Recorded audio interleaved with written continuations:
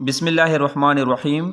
Dear students, अस्सलाम वालेकुम। Welcome to hub of conceptual physics. Dear student, आज की वीडियो में हम स्टार्ट करने जा रहे हैं second year chapter number 13 electromagnetism के कंसेप्चुअल क्वेश्चन। तो चलो स्टार्ट करते हैं। पहला क्वेश्चन है कि a compass needle is deflected when a charge plastic rod is held near it. What is the origin of the force that produce the deflection. Question ये है कि अगर एक चार्ज प्लास्टिक रॉड को हम एक नीडल कंपास नीडल के करीब लाते हैं तो कंपास नीडल डिफ्लेक्शन करता है, डिफ्लेक्शन शो करता है। ये कंपास नीडल कौन सी फोर्स की वजह से डिफ्लेक्शन शो करता है, तो हमने उसकी ओरिजिन बताना है। तो इसका आंसर है कि the origin of the force that produce deflection in the compass needle is electrostatic induction. कि कंपास नीडल जिस फोर्स की वजह से डिफ्लेक्शन करता है, उस फोर्स की जो ओरिजिन है वो है इलेक्ट्रोस्टैटिक इंडक्शन। एक्सप्लेनेशन की तरफ आ जाए कि when a charge plastic rod is held near a compass needle, अगर एक ऐसा प्लास्टिक रॉड जो ऑलरेडी चार्ज हो, चार्ज का मतलब उस पर पॉजिटिव चार्ज भी हो सकता है और नेगेटिव, लेकिन हमारा इसके साथ कोई काम नहीं है, और हम उसको कंपास नीडल के करीब ले आए, सो electrons in the needle will be either attracted और रिपेल्ड बाय द रॉड। तो उस रॉड में मौजूद इलेक्ट्रॉन या तो so the electrons in the needle, electrons उस नीडल में, कंपास नीडल में मौजूद इलेक्ट्रॉन या तो उस रॉड की वजह से अट्रैक्ट होंगे रॉड की तरफ और या रॉड से रिपेल हो जाएंगे, depending upon the charge of the rod. ये डिपेंड करता है कि रॉड पे कौन सा चार्ज है, पॉजिटिव है या नेगेटिव।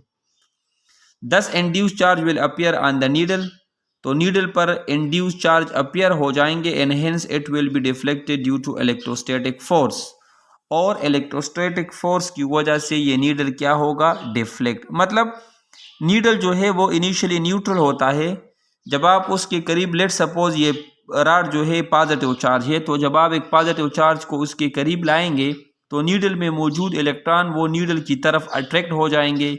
जब अट्रैक्ट हो जाएंगे तो नीडल के एक साइड पर पॉजिटिव चार्ज अपीयर हो जाएगा और दूसरे साइड पर नेगेटिव, तो नीडल जो है ये कंपास नीडल रॉड की तरफ अट्रैक्ट करेगा, उसकी वजह से ये डिफ्लेक्शन शो करेगा। तो इसका मतलब इसका जो ओरिजिन है वो कौन, यानी ये फोर्स कौन सा है, ये है इलेक्ट्रोस्टैटिक फोर्स। अच्छा, क्वेश्चन नंबर 2 है what is the difference between permeability and permittivity. This is very important question. Permeability और परमिटिविटी के दरमियान डिफरेंस क्या है। तो परमिटिविटी किसे कहते हैं, it is the property related to the electric field. Permittivity ये एक प्रॉपर्टी है, लेकिन इसका ताल्लुक किसके साथ है, इलेक्ट्रिक फील्ड के साथ। जबकि दूसरे साइड पर permeability it is the property related to magnetic field. Permeability जो है इसका ताल्लुक जो है वो मैग्नेटिक फील्ड के साथ है। पॉइंट नंबर 2 है कि permittivity it measures the opposition offered by a medium against the formation of electric field. Permittivity basically क्या मेजर करता है, अपोजिशन। अपोजिशन का मतलब है रेजिस्टेंस, मुजाहिमत। एक मीडियम जो है इलेक्ट्रिक फील्ड के फार्मेशन को एक मीडियम कितना अपोजिशन ऑफर करता है, उसको हम परमिटिविटी कहते हैं।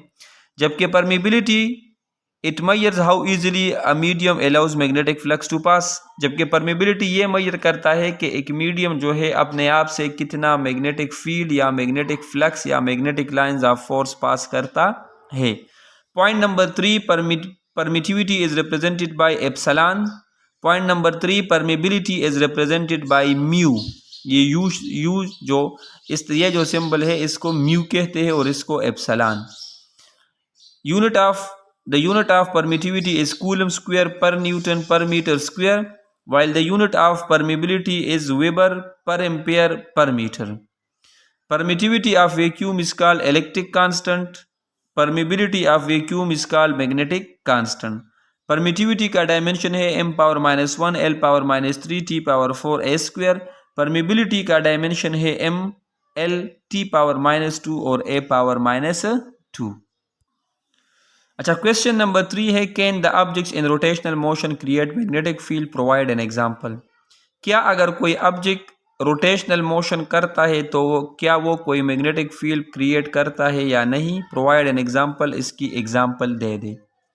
तो देखो, याद रखे एक बात, मोशन जो भी हो, जिस टाइप का भी मोशन हो, जब भी एक बॉडी एक चार्ज मोशन करेगा वो ज़रूर मैग्नेटिक फील्ड क्रिएट करेगा, ख्वाह वो लीनियर मोशन हो या रोटेशनल।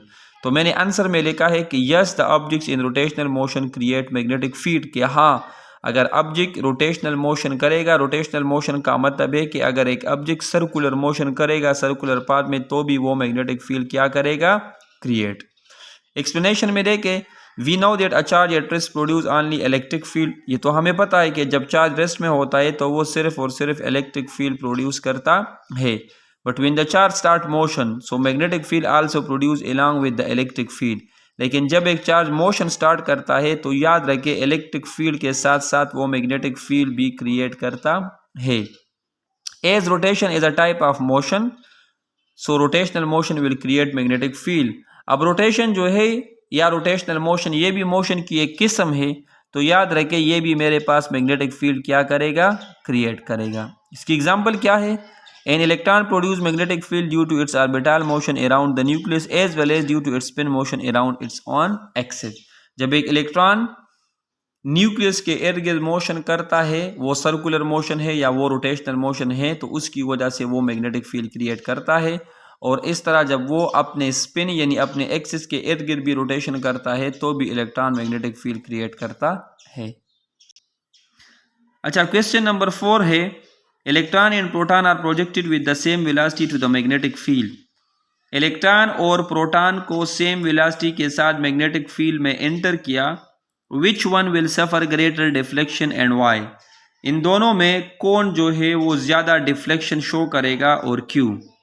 तो देखो मैंने आंसर में लिखा है electron will be deflected more than proton because mass of electron is less then mass of proton.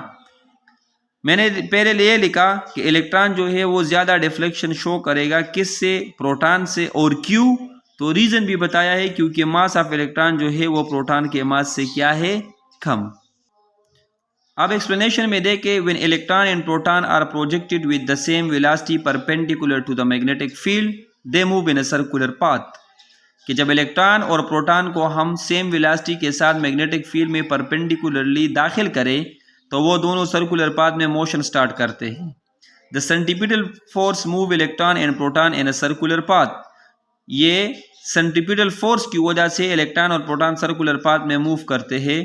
The centripetal force is provided by magnetic force. लेकिन ये सेंट्रीपिटल फोर्स इनको कौन प्रोवाइड करता है, मैग्नेटिक फोर्स। तो इसका मतलब सेंट्रीपिटल फोर्स और मैग्नेटिक फोर्स आपस में इक्वल। सेंट्रीपिटल फोर्स की value mv² by r, magnetic force की वैल्यू qvb। यहाँ से एक v इस v के साथ कैंसिल, तो आ जाएगा mv by r is equal to qb। यहाँ से r की वैल्यू निकाले so r is equal to mv by qb।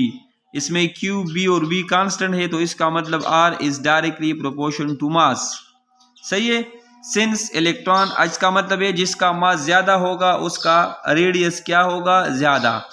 अब देखो, since electron is much lighter particle than proton. अब हमें पता है इलेक्ट्रॉन का मास जो है यानी लाइटर है प्रोटॉन से, therefore it will have less radius, तो इसका रेडियस भी क्या होगा, कम। In other words electron will suffer greater deflection. दूसरे वर्ड्स में अगर मैं ये समझाऊं तो इसका मतलब इलेक्ट्रॉन की डिफ्लेक्शन क्या होगी, ज्यादा। और ये आप फिगर से भी देख सकते हैं, इलेक्ट्रॉन की डिफ्लेक्शन ज्यादा है जबकि प्रोटॉन जो है वो बिल्कुल स्ट्रेट पाथ पे, उसकी डिफ्लेक्शन बहुत ज्यादा कम है। क्वेश्चन नंबर 5 है, a charge particle moves in a straight line through a particular region of space, could there be a non zero magnetic field in this region. ये क्वेश्चन जरा important है, इसको समझे कि एक चार्ज पार्टिकल है वो एक रीजन में बिल्कुल स्ट्रेट पाथ में मूव करता है, यानी वो कोई डिफ्लेक्शन शो नहीं करता। तो could there be a non zero magnetic field in this region, तो इसका मतलब यह है कि क्या इस रीजन में मैग्नेटिक फील्ड जीरो है, इसलिए ये चार्ज पार्टिकल स्ट्रेट पाथ में मूव करता है। तो आंसर को देखें, when a charge particle move in a straight line through a particular region of space the magnetic field may और मे नॉट बी जीरो। अब आंसर यह है कि जब भी एक चार्ज पार्टिकल एक स्ट्रेट पाथ में मूव करता है तो याद रखे उस रीजन में मैग्नेटिक फील्ड जीरो हो भी सकता है और मैग्नेटिक फील्ड जीरो नहीं भी हो सकता है। अब एक्सप्लेनेशन को जरा देके, the magnitude of magnetic force on a particle is given by, हमें पता है कि मैग्नेटिक फोर्स का इक्वेशन है F is equal to Q into V cross B, या F is equal to QVB sine theta. और थीटा क्या है, एंगल है किसके दरमियान, V और B के दरमियान। तो अब इसमें पॉसिबिलिटीज देखिए, इसमें पहली पॉसिबिलिटी ये है when there is no magnetic force, अगर उस रीजन में कोई मैग्नेटिक फोर्स ना हो यानी मैग्नेटिक फोर्स जीरो हो, so the charge particle will pass undeflected, तो फिर चार्ज पार्टिकल एक स्ट्रेट पाथ में पास होगा। अच्छा, दूसरी possibility, there is magnetic field but the charge particle moves parallel to magnetic field, so it will pass undeflected. पहली possibility ये थी कि मैग्नेटिक फील्ड नहीं था तो चार्ज पार्टिकल स्ट्रेट पाथ में पास कर रहा था।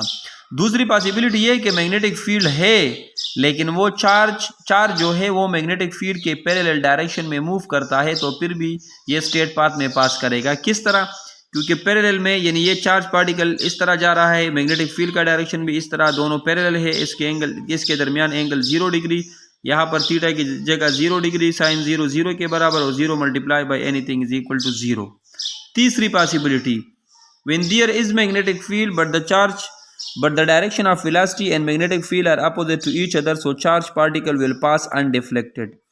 फिर मैग्नेटिक फील्ड है लेकिन चार्ज पार्टिकल जो है वो मैग्नेटिक फील्ड के अपोजिट डायरेक्शन में मूव कर रहा है, तो यहाँ पर भी ये स्ट्रेट पाथ में जाएगा और इस पर कोई फोर्स नहीं होगा। यहाँ पर थीटा 180 होगा, यहाँ पर 180 पुट करें, sine 180 0 0 multiply by anything is equal to 0। Question number 6 है, if current is pass through an unstretched spring will spring contract और एक्सपेंड। क्वेश्चन 6 ये है कि हमारे पास एक अनस्टिच स्प्रिंग है यानी जिसको हमने स्टिच नहीं किया है और उसमें से करंट पास हो गया, तो करंट पास होने के बाद फिर ये स्प्रिंग मजीद एक्सपेंड होगा या ये कंट्रैक्ट होगा। तो मैंने कहा if current is pass through an unstretched spring the spring will contract, this is due to the following reason. Answer तो मैंने एक लाइन में बता दिया कि जब एक स्प्रिंग से करंट पास होगा तो वो स्प्रिंग जो है वो कंट्रैक्ट होगा। अब क्यों होगा तो रीजन देके, as we know that two parallel conductors carrying current in the same direction attract each other. एक बात तो याद रखें कि जब भी दो कंडक्टर में करंट बिल्कुल सेम डायरेक्शन में, यानी बिल्कुल दो कंडक्टर है और दोनों में करंट सेम डायरेक्शन में मूव करता है, तो याद रखें ये कंडक्टर हमेशा एक दूसरे को क्या करेंगे, अट्रैक्ट करेंगे। Because magnetic field between them decreases, क्यों? क्योंकि इन दो कंडक्टर के दरमियान मैग्नेटिक फील्ड कम हो जाता है जबकि आउटसाइड मैग्नेटिक फील्ड ज़्यादा हो जाता है, तो क्या हो जाता है, ये दोनों एक दूसरे को अट्रैक्ट करेंगे। Now when current is pass through a spring, अब अगर हम स्प्रिंग की बात करें तो जैसे हम स्प्रिंग से करंट पास करें, the current in all the rings of the spring is in the same direction, तो स्प्रिंग के जितने भी रिंग्स है उसमें सर्कुलर रिंग, उसके तमाम रिंग्स में करंट सेम डायरेक्शन में हो जाएगा। So adjacent rings of the spring attract each other, तो हर एक रिंग दूसरे रिंग को अट्रैक्ट करेगा और स्प्रिंग क्या हो जाएगा, कंट्रैक्ट। और ये मैंने डायग्राम में बनाया है, लेफ्ट साइड पर अनस्टिच स्प्रिंग है, मतलब जब करंट पास नहीं था, और राइट साइड पर जब अगर इसको मैं प्लस माइनस बैटरी के साथ कनेक्ट करूँ, करंट पास हो जाए, तो फिर ये एक दूसरे को क्या करेगा, अट्रैक्ट करेगा।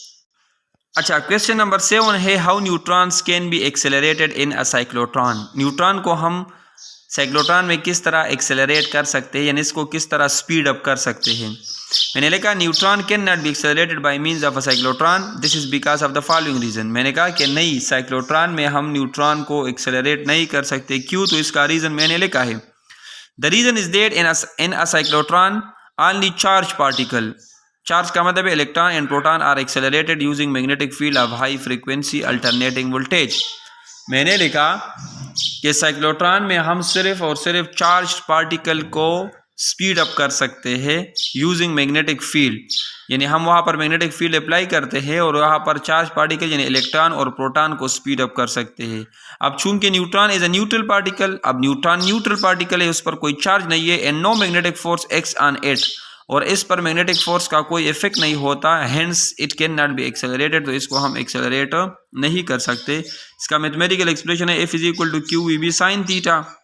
न्यूट्रॉन पर चार्ज क्या है, 0, क्यू की जगह 0 0 multiply by anything is equal to 0, तो इस पर मैग्नेटिक फोर्स क्या होगा, 0।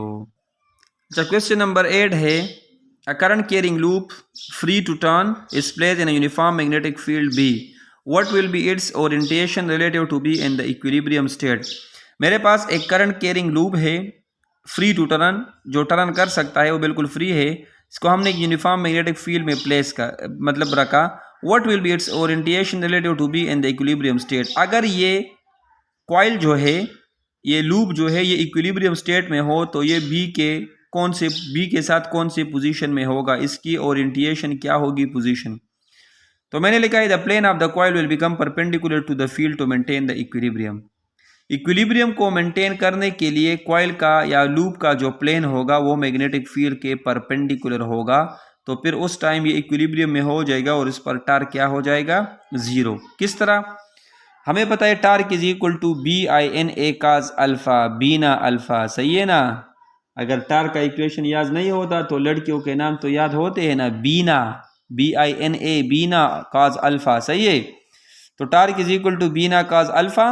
अब इस तरह करें, नंबर ऑफ टर्न n की जगह 1 पुट करें तो torque is equal to BI1A और cos अल्फा। अब इसमें वैल्यूज पुट करें, torque is equal to BIA cos alpha. अब मैंने क्या कहा स्टार्ट में कि जब प्लेन ऑफ कॉइल परपेंडिकुलर का मतलब यानी एंगल अल्फा क्या होगा, 90। तो काज अल्फा की जगह 90 पुट करें, काज 90 0 और 0 multiply by anything is equal to 0। तो टार्क की वैल्यू क्या आ जाएगी, 0। इक्विलिब्रियम अचीव हो जाएगा। तो इसका मतलब जब लूप जो इक्विलिब्रियम में होगा तो इसका प्लेन जो होगा वो मैग्नेटिक फील्ड के परपेंडिकुलर होगा, यानी 90 डिग्री उसके साथ बनाएगा। क्वेश्चन नंबर 9 है, how does a current carrying coil behave like a bar magnet. 9 है कि अगर मेरे पास एक इस तरह का कॉइल हो या कंडक्टर हो जिसमें से करंट पास करता है तो वो किस तरह एक मैग्नेट की तरह बिहेव करता है। तो आंसर को देखें।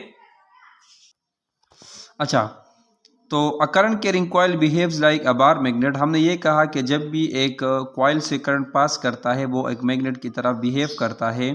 When current is passed through a coil, magnetic field is produced around the conductor that resembles with the magnetic field of a bar magnet. जब भी एक कॉइल एक कंडक्टर से करंट पास करता है तो याद रखें उस कंडक्टर के इर्द गिर्द यानी सर्कुलर फॉर्म में मैग्नेटिक फील्ड क्रिएट होता है। और वो मैग्नेटिक फील्ड जो है वो रिसेंबल यानी वो मुताबिकत रखता है किसके साथ, एक बार मैग्नेट के मैग्नेटिक फील्ड के साथ। यानी दोनों का मैग्नेटिक फील्ड, अगर एक मैग्नेट का और एक कंडक्टर जिससे करंट पास होता है, दोनों का मैग्नेटिक फील्ड सेम होता है। Direction of magnetic field around the conductor और a coil can be found by right hand rule, और जिसका डायरेक्शन हम राइट हैंड रूल से फाइंड करते हैं। अगर कंडक्टर में करंट ऊपर अपवर्ड होता है, अपवर्ड मूव करता है, तो अपने राइट हैंड फिंगर्स का जो तंब होता है, तंब जिसको हम अंगूठा कहते हैं, उसको करंट की डायरेक्शन में करें और उस कंडक्टर से इर्द गिर्द आपके जो बाकी 4 फिंगर जिस डायरेक्शन में कर्व करे, मूव करे, वो होगा मैग्नेटिक फील्ड का डायरेक्शन। तो अगर करंट ऊपर मूव करता है तो मैग्नेटिक फील्ड का डायरेक्शन होता है एंटी क्लॉकवाइज। यहाँ पर अगर करंट डाउनवर्ड मूव करता है, फिंगर्स को अगर थंब को डाउनवर्ड करे राइट हैंड के फिंगर को, तो आपके फिंगर जो है वो मूव करेंगे किस डायरेक्शन में, क्लॉकवाइज में। तो अगर करंट डाउनवर्ड तो मेरे पास मैग्नेटिक फील्ड का डायरेक्शन होगा क्लॉकवाइज। तो डियर स्टूडेंट्स, ये थे चैप्टर नंबर 3 के शॉर्ट क्वेश्चन। जो स्टूडेंट्स मेरे चैनल पे नई है तो kindly subscribe my channel, like the video and share it with your friend, सही है। इंशाल्लाह इसके बाद चैप्टर नंबर 14 और आखिर तक हम सारे चैप्टर्स के शॉर्ट क्वेश्चन और न्यूमेरिकल अपलोड करते गए, सही है। अपने दुआओं में याद रखिएगा। अल्लाह हाफिज़।